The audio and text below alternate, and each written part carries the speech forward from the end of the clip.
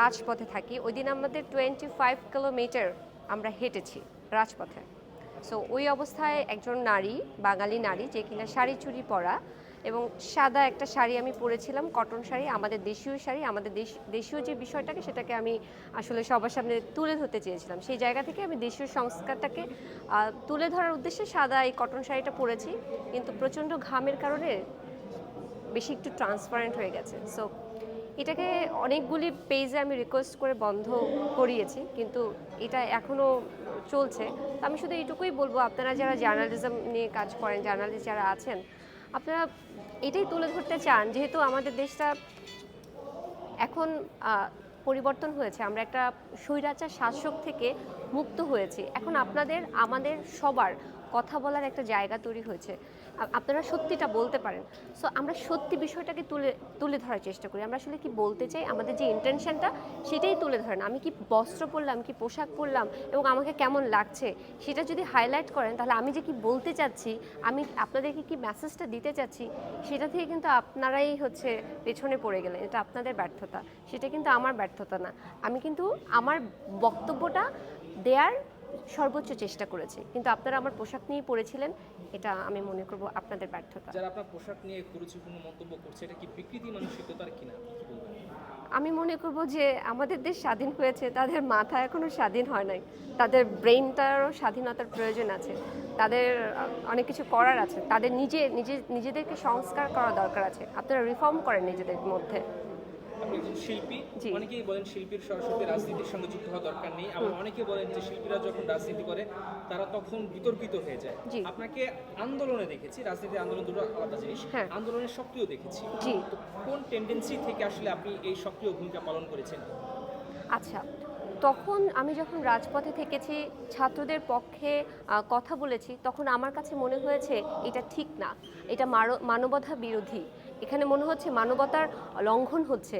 এখানে যেই ছাত্রটা মারা যাচ্ছে, এই ছাত্রটা আমার সন্তান হতে পারত, যেই বাচ্চাটা ছাদে গুলি লেগে মরে গেছে, সেই বাচ্চাটা আমার বাচ্চা হতে পারত। ওই অনুভূতি থেকে আমি নিজেকে কন্ট্রোল করতে পারিনি। আমি ফেসবুকের মাধ্যমে, আমি আমার কবিতা দিয়ে, আমি আমার আর্টের মাধ্যমে প্রতিবাদ করার চেষ্টা করেছি। তারপরে যখন দেখছি যে রক্ত আর থামছে না, গুলি চলছেই, কথা চলছেই, এই নির্যাতনের পরিমাণ বাড়ছেই, তখন নিজেকে কন্ট্রোল করতে পারিনি। আমার ফেসবুক, হোয়াটসঅ্যাপ, ইন পারসন আমাকে যে পরিমাণ থ্রেট আসতেছে, আমি তখন আর নিজের মধ্যে যে ভয়টা ছিল, সেই ভয়টাকে ইতিমধ্যে কাটিয়ে ফেলেছি। অ্যান্ড দেন আমি রাজপথে যেতে বাধ্য হয়েছি, আমি রাজপথে এখন পর্যন্ত আছি, সেটা শুধুমাত্রই মানবতার জন্য। আমি এটা কোনো দলীয়ভাবে না, রাজনৈতিক কোনো জায়গা থেকে না, একজন মানুষ হিসাবে। ওখানে আমার কোনো শিল্পী পরিচয় নেই, ওখানে আমার রাজনৈতিক কোনো পরিচয় নেই, ওখানে অন্য কোনো পরিচয় নেই। আমার একটাই পরিচয় সেখানে রাজপথে থাকার, আমি হচ্ছে একজন মানুষ, আমি একজন মানুষ, আমি একজন বাংলাদেশি। আমার সাংবিধানিক অধিকারটা চাই, সেই জায়গা থেকে আমার সাংবিধানিক অধিকার রক্ষা করার জন্য আমি রাজপথে থেকেছি। এই আন্দোলনকে কেন্দ্র করে শিল্পীরা দুই ভাগে ভাগ হয়ে গেছে, এমনকি এই যে শিল্পী সংঘের আজকের যে মিটিং, এটাও একটা তার প্রভাব। জি। তো এই সব কিছু মিলে এই যে শিল্পীদের বিভাজন, জি। এই ব্যাপারটি শিল্পী হিসেবে কতটা ব্যথিত করে এবং এই বিভাজন নিয়ে কি বলতে চান শিল্পীদের?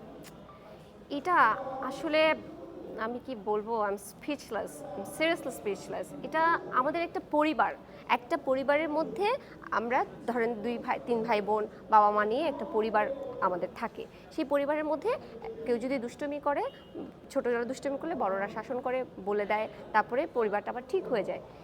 আমাদের শিল্পী যারা আমরা আছি ইন্ডাস্ট্রিতে, শিল্পী যারা আমরা আর্টিস্টরা আছি, আমরা সবাই একটা পরিবার। এই পরিবারের মধ্যে কিছু ঝামেলা থাকবে, মতের মিল না থাকবে না, এটাই স্বাভাবিক।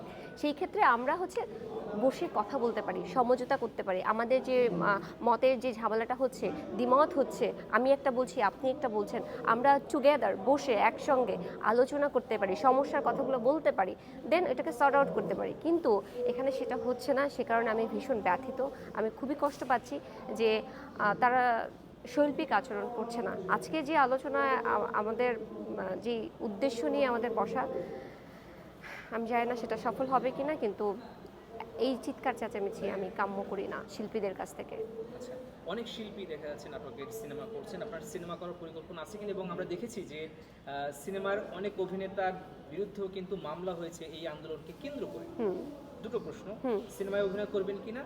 জায়েদ খান থেকে শুরু করে অনেকের বিরুদ্ধে কিন্তু মামলা হয়েছে, এই ব্যাপারটি কিভাবে দেখেন? হি ডিজার্ভ ইট। আমি লাউড অ্যান্ড ক্লিয়ারলি বলছি, হি ডিজার্ভ ইট। একটু নামটা যদি বলতে। জায়েদ খান সহ আলো আসবে গ্রুপে যারা আছে আপনারা সবাই মামলা ডিজার্ভ করেন, আমি বলে দিচ্ছি অকপটে।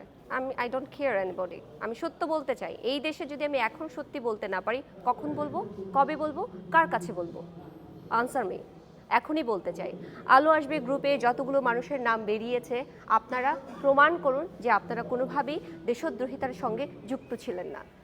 আজকের আলোচনার সিদ্ধান্ত কি হবে সেটা আমি জানি না, কিন্তু ব্যক্তিগত নীলা ইসরাফিলকে যদি আপনারা প্রশ্ন করেন, আলো আসবে গ্রুপ নিয়ে I want to be fight, আমি কথা বলতে চাই, I want to raise my voice, I can stand up for myself. আমি যদি আমার জন্য দাঁড়াতে পারি, আমি এই আলো আসবে গ্রুপের বিপক্ষেও দাঁড়াতে পারি। সুতরাং এই যে জায়েদ খানের যার নাম বলছেন, সে আসলেই একটা ডিসগাস্টিং এবং criminal. So he deserve it. সে তার নামে যদি মামলা হয়ে থাকে, he deserve it. Cinema cinema হ্যাঁ, আমার উপযুক্ত। আমি যেই প্যাটার্নের অভিনয় করি, যে প্যাটার্নের অভিনয় করতে আমি স্বাচ্ছন্দ্য বোধ করি, সেই রকমের স্ক্রিপ্ট যদি আমার কাছে আসে, আমি অবশ্যই করব। Thank you very much. তোমরা আমার ভাইরাল করে দিবা।